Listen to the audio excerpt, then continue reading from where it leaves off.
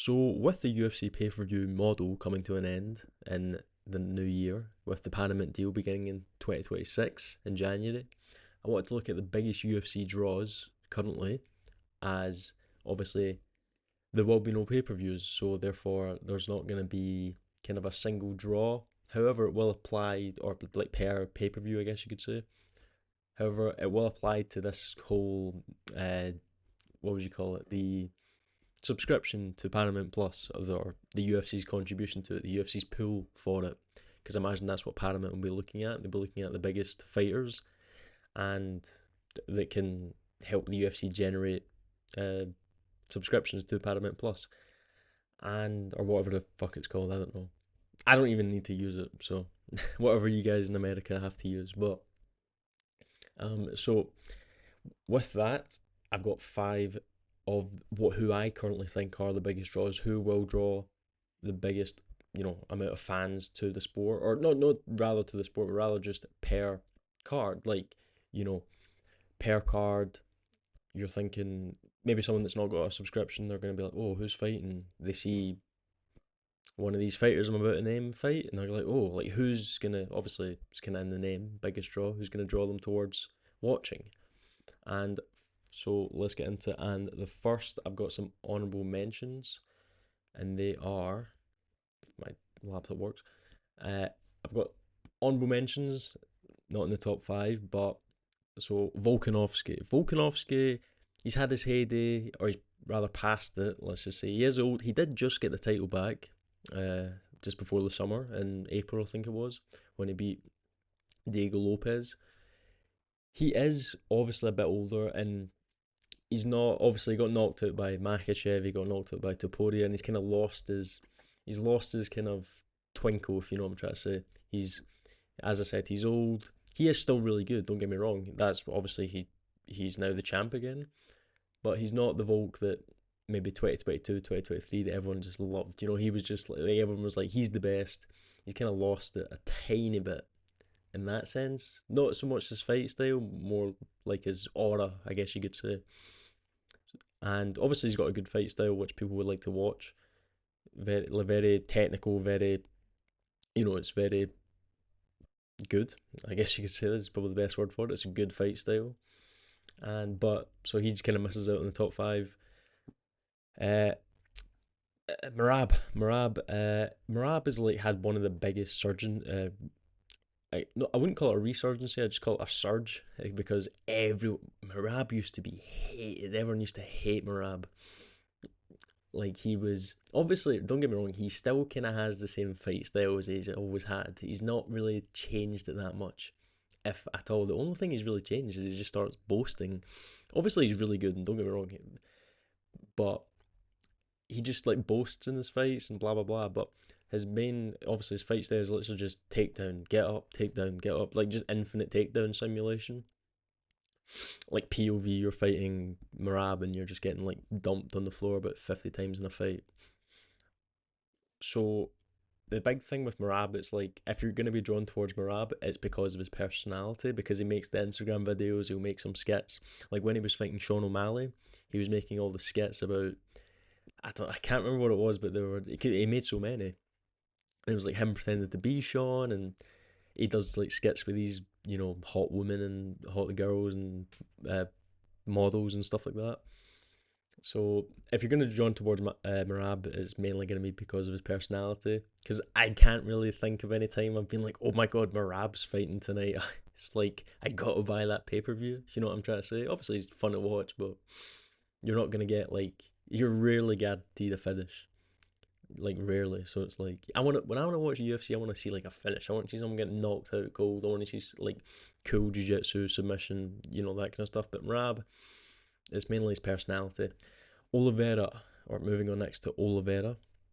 Mr. Charles Oliveira, prime Oliveira, like 2022, 2021 was like, he was the biggest star. And just before, and I forgot to mention this, but I'm not include. I know it's like active fighters. McGregor's technically an active fighter, but we're not including McGregor because he's not fought in like 5 years, or 4.5 really. But if he comes back, then yeah, maybe it'll be a big draw, but not right now because we don't even know if he's going to come back. But back to Oliveira. Oliveira, his heyday, 3 years ago, and then when he lost to Makachev, it was kind of he was still like good, and after that he beat Benil Dariush, and then he lost against Arman. That was a close one. But the main thing is like Oliveira, it's just his fight style. It's his aura as well. Like hands up if you haven't, or hands up if you have seen a Oliveira edit on TikTok. There's so many. Like everyone loves Oliveira. Obviously he's from Brazil. That's a big place, big market. Everyone in the US, everyone loves Oliveira just because he gets knockouts, he gets submissions. Like, since when does Oliveira never go to a decision? Never. Never goes to a decision. Last time I remember, it was the Arman fight, was it not? The Sorokin fight, and that was a close one. Like, and he almost finished Arman. It kind of was like he had I think it was a Darce or something like that. But yeah, that was the last time I remember him going to decision for ages. He had like a massive, finish streak. But obviously he just missed out. Plus he's a bit older, and plus he's lost a couple times, and he's been knocked out by Taporia. You know what I'm saying? But he could be, if he puts a win streak together, he could get back to the top. But for number 5, I chose Tom Aspinall. Tom Aspinall, and I have my main points here as well. So personality. His personality is obviously it's very dry. It's like dry, but it's also really funny. You know, everyone knows the infamous uh, interview with, what was her name? I've just blanked her name. Marie or whatever her name is. I can't. No, that's I can't remember what it was. But you know who I'm talking about. The whore. Let's just call her. But the whole, would you have been thinking by an MMA fighter? What would it take? No, and what would it take? And like that's viral. He's like, there's that thing. Everyone compares him to that guy. It's like there's a guy on Instagram or whatever, and he's like the exact same accent, and he's like, trying to feed birds, and it's like he's going crazy and stuff like that. That's kind of relates to Tom Aspinall. That's pretty funny. And then his fight style is like really, really like good. See, if you're a casual fan, like for Tom Aspinall, it's like one of the best because he literally just not gets knockouts in like a minute. Usually, obviously, the Gan fight happened a couple of weeks ago, and obviously that wasn't the best showing. But I'd still pick him in a rematch. But he's just really good. Really, like if you're a casual fan, you're gonna always want to see a Tom Aspinall fight. Obviously, he's not incredibly marketable. He is quite like he's mainly only marketable because of his fights.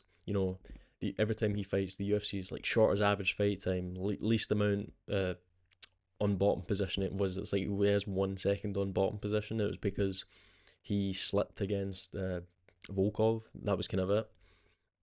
Uh, he's technically undefeated in the UFC. The Blades fight isn't really a defeat, but obviously he injured himself. But he came back, and then he's just knockout, knockout, knockout, knockout. He's now the champ as well. He's the champ. He's UK champ.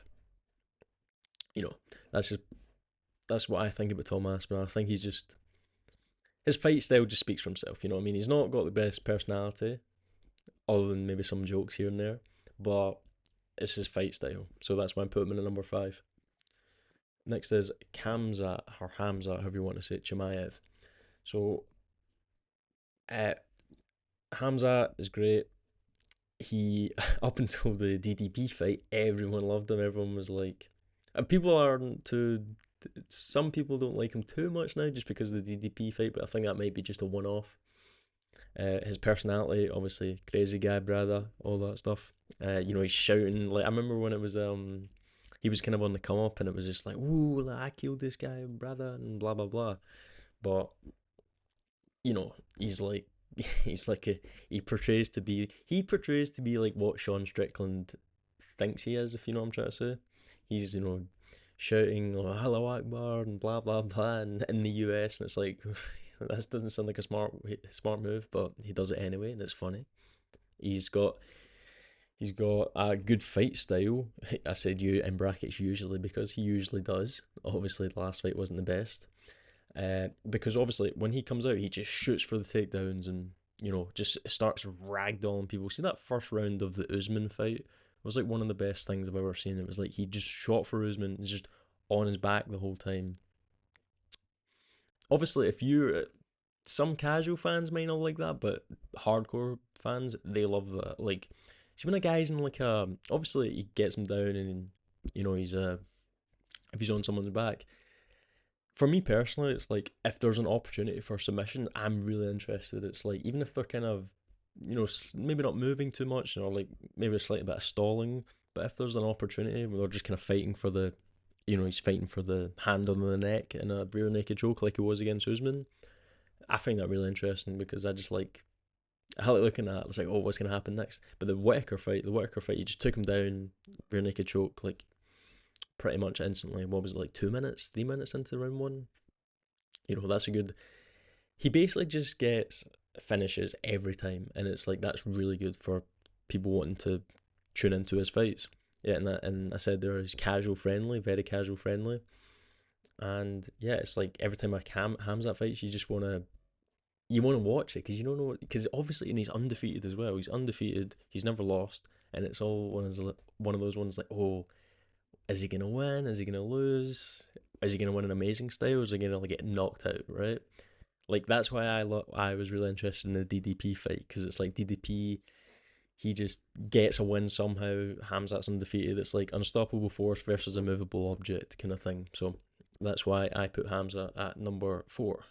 Next is Islam. I put Islam at number 3. This might be a bit controversial, but he has a. I think he has a great personality. Obviously, he's very quiet, but every time you always, maybe every like couple weeks or lead up to fight week, or just randomly when he's not even in a camp, you'll just see like some interview with him and I don't know, DC or something like that, and it's like him making like a funny joke or like he will just say a sentence and it's funny because he'll say like the whole what was it send him 2 3 years Dagestan and forget and like he said that and that everyone says that now a lot of people that's like a really big phrase so he's got a personality where it's is like Aspinall it's very dry but it's very funny. He comes off very funny, even if he is dry. His fight style isn't the greatest. It's obviously, oh, don't get me wrong, it's very good. Like obviously, it's good but for like kind of more casual, maybe not too much, because obviously, don't get me wrong, he gets. I've said don't get me wrong like a million times, but he gets, he gets takedowns, he gets submissions, he gets knockouts as well, and or he'll like drop someone into a submission, that kind of thing. Obviously, he knocked out Volkanovski. That was a head kick, though. I really want to say knockout more like with your hands, but uh, well, he gets like submissions. He gets a lot actually, and but when I'm thinking more casual, friendly fights, there, I'm thinking more like knockouts, just because knockouts, it's like everyone knows what a knockout is. Whereas like maybe with jiu-jitsu and wrestling, casual fans maybe not like it as much, so maybe they won't want to tune into a Makachev fight. However, on to my next point, Makachev. This might sound like insulting, but it's kind of true. Makachev obviously his popularity is or was skyrocketed with his relation to Khabib because obviously Khabib retired, then like he relinquished the belt as Makachev was on the come up, and everyone was like, "When's Makachev gonna like? When's he gonna fight for the belt?" He kind of got rushed to the belt. Let's be honest. He beat Bobby Green, and then got the title shot. But regardless, I don't think in retrospect that really matters too much. Just considering how good of a champion he has been, or I say he was because obviously he vacated, but obviously he's gonna fight JDM, and we'll see how that fight goes. But Khabib and Khabib's fan base definitely after Khabib retired they jumped ship to Makachev because obviously I think is it his cousin? I think it's his cousin. No, it's not his cousin. It's like some. He's just like a family friend or whatever. But he, you know, all the Khabib fans jumped ship to Makachev, and they've kind of been behind his fan base. Obviously, that's kind of the same with a lot of the Muslim fighters. They're kind of all kind of behind each other. because that's just how they are. But Makachev definitely he's like one of the biggest names in the UFC, obviously. But I think it's mainly because he's more like a wrestler. It is kind of maybe people won't want to tune in as much. So, but obviously he's got that Dagestani name. He is Dagestani, so people and again that does kind of people think Dagestan, people think Khabib. So there's a kind of that, and obviously it looks like Khabib as well with the whole shaved head and no mustache and beard and stuff and long beard and stuff like that. But yeah, that's why I want to put him at number three. And you probably guessed the next two. Just what order do you think they come in? And for number two, I went for Ilia Topuria. So Ilia Topuria, he is he's the like I'd say he's the best. Well, obviously he hasn't lost. I'd say he's the best fighter in the UFC right now, but he's not the biggest draw. And by now you can probably guess who the biggest draw actually is going to be. But I think he is the best fighter because one, he's undefeated. That's why I put sheer aura. He has got sheer aura. He's knocked out like was it? He has won two decisions in the UFC, which was against Emmett and I've just blanked his name again. The Moroccan guy. I can't. I just forgot. He fought like a couple weeks ago. I don't know why I forgot. But so most of his fights are knockouts, and they're brutal knockouts. Obviously, you have the Charles Oliveira one that just happened, and before that, the Holloway, like obviously the whole Volkanovski Holloway Oliveira, and that's like the greatest three fight uh, run like ever. Because it's all like brutal knockouts back to back to back. And obviously, it's very friendly fight style. He just gets knockouts because it's like if you think Ilia Topuria, if you tune in to watch an Ilia Topuria fight, you're thinking right when not if when is he gonna get the knockout? Because that's just always how it goes. It's like you go watch an Ilia Topuria fight, you just always know he's gonna win because he has done, and it's like there's no reason to bet against him because he's winning, and he's not winning closely. He's winning, winning by knockout in round one. Obviously, the Max Holloway was round two, but he's winning within the first 10 minutes anyway. Or was it round three? It was round three, I think it was. He's winning. He's winning relatively quickly. Let's just say that. But and he's always not. It's not even like a TKO. It's like a KO out cold kind of thing, and it's like you want to watch that. Casual fighters want to watch that, and I also wanted to add. I didn't. Topuria's personality isn't the best. He's like obviously. He obviously speaks English and all that, but he's quite his microphone skills aren't the best. If you know what I'm trying to say, he's not got the best. Obviously, he had that when he was fighting Holloway. He had that interview, and he's like, "Who's Joe?" And like, he's like, "I don't know who the fuck Joe is," and like all that stuff. But so that's one of his kind of highlight moments. Obviously, I had that press conference with Paddy Pimblett a couple years ago, and obviously that'll most likely be the next fight. I think. I don't know. I don't really know who they're gonna go with. If it's Paddy or Gate, Gaethje. I don't think Gate. I think it should be Paddy. If you're not gonna go Arman, you need to go Paddy. You can't go Gaethje again. Like, well, regardless, they're just gonna get knocked out, and that's the thing. I just think they're gonna get whoever he faces. He's just gonna knock out because he's done that. So Topuria, he's very marketable. He's just knocks people out. Microphone skills not the best, so that's why I put him in number two. And number one, you probably guessed it already. It is Alex Pereira. So even though he lost to Ankalaev, Pereira obviously, and he just won again. But that's the thing, he won, and it's the same with Topuria. He gets knockouts all the time. Chama is like a household word at this point. Like everyone knows what it is. Everyone knows what it relates to. It's not even an English word. It's a fucking Portuguese word, and or Brazilian Portuguese. I don't know if they speak it in Portugal, but speak it in Brazil definitely. And everyone knows what it is. Everyone knows who it relates to.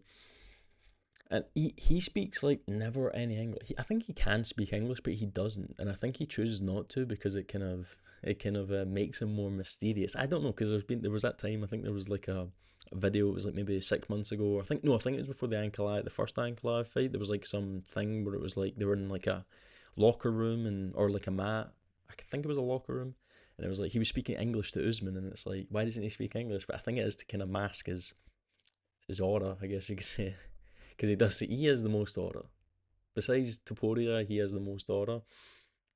Because even though he lost, obviously he lost to Adesanya a couple years ago, but that was at middleweight. He moved up, is like running light heavyweight, loses to Ankalaev, or not a very close fight, but it was a decision. It's not like he got stopped or anything like that. And obviously, you could say it was a close fight, but he didn't get like brutally beaten. It was just a decision, you know what I mean? And he got like hit hard like once, you know what I mean?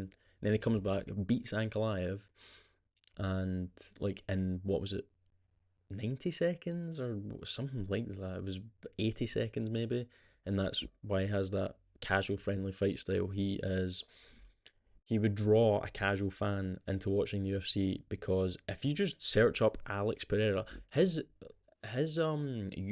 video on YouTube that the UFC put up from uh from his win over Ankalaev, it has 13 million views, and it's been like what, a month? It's been like a month. Has it even been a month? It's been like 3 weeks, and it has 13 million views. So if you Google Alex Pereira, you're just gonna see all those highlight reels. There's tons of edits of him. He's Brazilian, so he attracts that Brazil market, that South American market,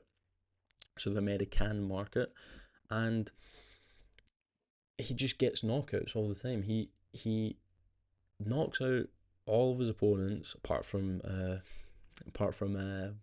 Blahovic, obviously, and I guess you could say Bruno Silva, but he knocks out everyone. He like even if he doesn't get a knockout quickly, like in the Khalil Roundtree fight, he like especially like after I think it was round two when going into round three, he just like changed gears and just started like absolutely like beating him up like, and then the finish was like so technical, but it was so like brutal at the same time because it was like body shot, head, and then uppercut with the left hand.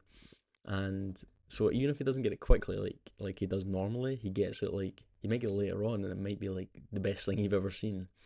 So he's just plus you just look at him, he's like this statue. Obviously, the whole Joe Rogan, it's like he's made out of mahogany and blah blah blah. It's like he's a marauder and yeah, but he's just like physically imposing. Like that's a guy. That's like your if you envision a guy who's like a professional fighter gets knockouts all the time, it's Pereira. Like he's giant. He like is chiseled. He's built like a brick shit house, pretty much. So he's my number one pick. He is the greatest draw for the UFC right now. Obviously, he's old and he probably will retire within the next 2 to 3 years. I think maybe he'll get like a heavyweight fight. Maybe he does fight Aspinall or fights Jones at the White House, as people or he called out to say. So if he does that and beats Jones, if that actually comes to fruition, if that actually happens, then and he beats or that fight happens and he does beat Jones, he'll be like still the greatest draw. You know what I mean? It's because he's been around for so long. That's why I put him at number one, because he's realistically been a big draw since the first Adesanya fight. Because obviously because he starts off by being Adesanya's opponent, and he comes into the UFC, beats Adesanya beats him, and then there's this kind of ongoing thing. He moves up, wins the light heavyweight belt, becomes a two division champion. He's just like racking up accolades, and it's just kind of built up him as a person, him as a fighter, and he's very marketable. Even though he doesn't speak English, as I said, he is just insanely marketable just because of the way he looks and his fight style, which is, that's a short way to put it, I guess you could say. But anyway, that's all I have for today. And like, subscribe, and it really helps out. And I'll see you in the next one. Bye.